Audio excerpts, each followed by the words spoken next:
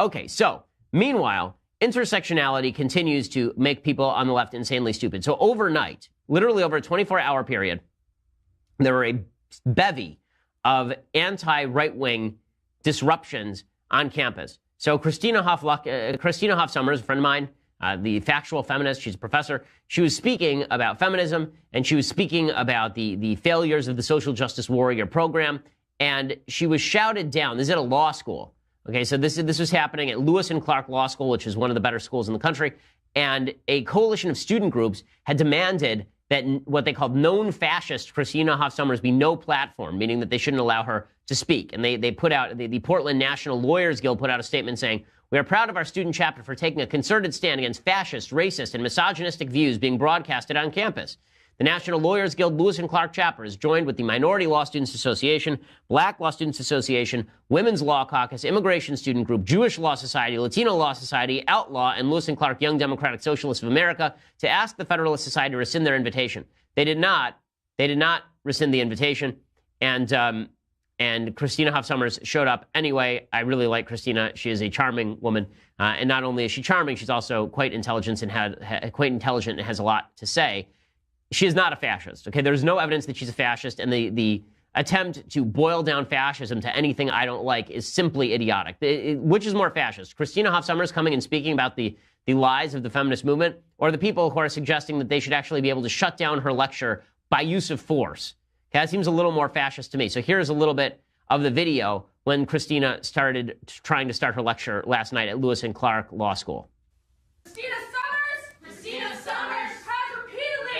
has repeatedly delegitimized the suffering of women, worldwide. But we believe our siblings, and our comrades, women are not liars with victim mentalities. Rape culture is not a myth. Okay, nothing quite says bucking trends like repeating verbatim, word for word, what people are telling you to say. Nothing really says that you're thinking for yourself quite like repeating in North Korean fashion exactly what your dictator tells you to say. Pretty amazing. I love that the woman who's walking around here with a jacket saying "stay woke" is just standing at the front and shouting at people. And then, according to Christina, what happened is that the diversity officer from the university came up to her and asked her to cut short her lecture and go directly to Q&A instead of finishing her lecture. Just absolute class shown by the university over at Lewis and Clark. Disgusting stuff, but not a shock. I remember they tried to do this to me over at University of Wisconsin. If I were Christina, I immediately would have done exactly what I did at University of Wisconsin. She's got an entire whiteboard behind her. That gives her the ability to create some pretty fun visuals with the people who are standing right there. I remember I wrote on the blackboard, it was a rising blackboard at University of Wisconsin, I wrote in very large letter "idiots" with an arrow pointing to the people who were protesting. And so that was in all the pictures, which is kind of funny. I would have recommended to Christina that she do that as well. It's asinine. But that wasn't the only place this was happening yesterday. So my friend Jordan Peterson, he was speaking over in Canada. I'm trying to remember which university this was. And while he was speaking, it was Queen's University. And while he was speaking, people started banging on the windows, trying to shatter the windows at this church. I mean, it's happening in Grant Hall, I guess. So I'm not sure if it was a church or if it was just a lecture hall. And people started banging on the windows, people attempting to stop the lecture. They were followed by a bunch of violent people afterward. Here's a little bit of the video from Jordan Peterson's lecture. Again, this is all happening in the same 48-hour period, just demonstrating to you how intersectionality has made the left completely insane. To kind of speak your mind while not sacrificing kind of the future for us. Well, I tell you a couple of things that are very practical. Okay, so well done for the college. Where is their security? Why is security not removing those people? Why is security not preventing those people from disrupting the lecture? The answer is because security allows people to do all this sort of stuff because they don't want to be seen as repressive of the actual repressive forces. It's the same reason I get shuttled to satellite campuses at University of Minnesota. It's the reason they shut my lectures to the public at University of Connecticut and University of California, Los Angeles and University of California, Berkeley. It's the reason why we have trouble at every campus because the administrators are too chicken bleep to actually stand up to the violent people. Okay, and it's not just them. It's not just them. There was another case of this last night as well. And I will tell you about that case, and I will tell you more about the intersectional failures of the left. It wasn't just Christina. It wasn't just Jordan Peterson. It was also Yaron Brook. So Yaron Brook is an objectivist, meaning that he is a devotee of Ayn Rand. I find his thought really interesting. He and I disagree about some things, obviously, because I'm not an objectivist. I think that Ayn Rand is great on economics and not great when it comes to extending her philosophy to personal relationships. But in any case, he was speaking at King's College, I guess, and in Britain, and an Antifa mob showed up and shut him down. So here's what that looked like.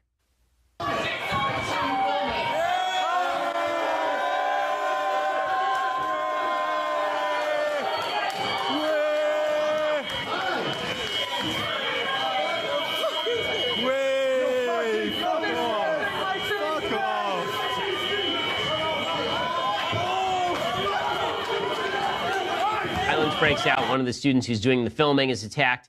Just wonderful stuff. According to the Examiner, this is the London Examiner, I believe, the violent protests also broke out outside after around 200 students were turned away when King's College decided to prevent non-students from attending the event. Again, King's College did exactly what so many colleges have done to me. They've suggested that people should not be allowed to attend from the outside world. Students told the Examiner they believe King's College turned a blind eye to the Antifa members because they disagreed with the content of the speech, but they couldn't legally prevent Yaron Brook and Sargon of Akkad, who's kind of a YouTube figure, from speaking on campus. Students who waited outside the auditorium became enmeshed in a protest. The school knew was coming, and Antifa released smoke bombs and threw punches. Students were in the line of fire. One student told the news organization, quote, "I feel strongly the university caved into the Antifa protesters. They need to protect speech and not prevent people from joining peacefully. They changed criteria just 2.5 hours prior to the event, despite it having been scheduled for months. I'm very disappointed in an institution, a top university in the world, acting cowardly like this." Okay, but this has become obviously the thing the left does. Now, why is the left so angry at Christina Hoff Sommers or Jordan Peterson or Yaron Brook and Sargon of Akkad?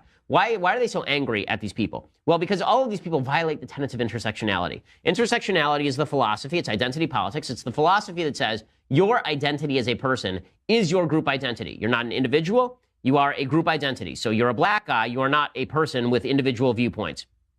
And if you're a black guy, your viewpoint should be of the left, because otherwise you're not truly black. If you're a Jewish person, you must be of the left, because as we all know, Jews vote Democrat. And that means that if you're Jewish and you're not of the Democratic left, then you must not be a good representative of Judaism. You must not be a good Jew. And therefore, we rip away your intersectional identity. Okay, the foolishness of this is pretty obvious and pretty astonishing. But unfortunately, it has infused the entire left. It really has infused a large portion of the left. Identity politics predominating over meaningful discourse. And it's not just these idiotic students, these Antifa members attempting to shut down debate on college campuses. The most obvious example happened actually last night.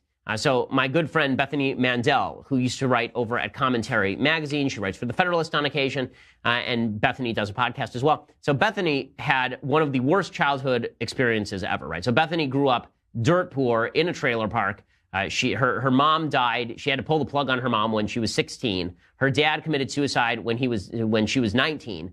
Her dad was a drug addict, apparently. And all of this is to say that Bethany's life story is not exactly a bed of roses. She converted to Judaism. She married my friend Seth. They have a bunch of kids.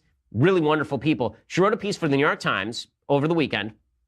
I think it came out Monday, in which she talked about her experiences and why she owns a gun. And the reason she says she owns a gun is because when she was growing up, she was living with her mom. Her dad had already taken off. And somebody legitimately, they were living, I guess, in an apartment on the second story. Some robber put a ladder to her window and attempted to climb in her window, right, when she was a kid. And her mom walked in with a gun that she had, with a rifle that she had, and pointed it at the window and said to Bethany, "Move aside or you're going to get brains on you," basically. And when the guy showed up at the top of the window, she said to him, "You better run or I'm going to shoot you." And that was the end of that. And so Bethany said, Bethany got a lot of death threats in the last election cycle. She was not pro-Trump. And so she bought a gun in the aftermath of that. Well, Shannon Watt is a gun control warrior. Shannon Watt is a radical gun control advocate. And she decided to attack Bethany for being white. She said that Bethany suffered from white privilege. So do we have some of those tweets? This is 14. So Shannon Watt attacked Bethany Mandel. And what she said was, this New York Times paired this op-ed by a white woman based on her anecdotes of fear and paranoia instead of actual gun safety data with a photo of a woman of color. How dare the New York Times suggest that women of color and women who are white might have common interests when it comes to having a gun? I mean, never mind that there's an actual picture of a woman shopping for a gun right there who's a woman of color. Apparently, according to Shannon Watts, that person doesn't exist. But then she says that all Bethany is a white woman full of fear and paranoia. Not that she had a personal experience with somebody trying to break into her house, or not that she received death threats. Bethany is just a typical white woman, and if she really were not white, then she would understand the threat that guns pose. And then it gets even worse, right? She actually tweeted out a bunch of nastiness about Bethany. She suggested that Bethany was actually a racist, right? Shannon Watts actually suggested that Bethany was a racist for wanting to protect herself from neo-Nazis, which is just all class. And again, all this comes down to is that intersectional politics, right? All this comes down to is a nasty intersectional politics because, again, Bethany's story has nothing to do with her color, but according to Shannon Watts, that is all that matters. She says that the problem with America right now is that people are making gun laws based on emotion, not data. And Bethany replied, I'm sorry, have you not been promoting the Parkland students' emotions for the last 2 weeks? Or are we only allowed to base decisions on certain emotions? And Shannon Watts suggested, quote, your privilege in feeling that a gun will make you safer is in part because you are white. CDC data actually shows the opposite about gun ownership. So Bethany says, a guy tried to climb in my bedroom and kill me when I was a kid, and my mom scared him off with a gun. And Shannon Watts' reply was, you only care about this because you are white. And then Bethany said, I took my mom off life support at 16, had my father hang himself when I was 19, and grew up in a single-wide trailer in Northrop's trailer park in upstate New York. Besides that, I've been truly #blessed, right? Shannon Watts replied, quote, again, your white skin makes you less likely to be at risk as a gun owner, regardless of your hardscrabble background. I guess you don't believe in racism. Okay, so suddenly Bethany doesn't believe in racism because she's actually been threatened by a guy climbing in her window. The intersectionality here is just astonishing. Intersectionality, again, making people stupid every single day.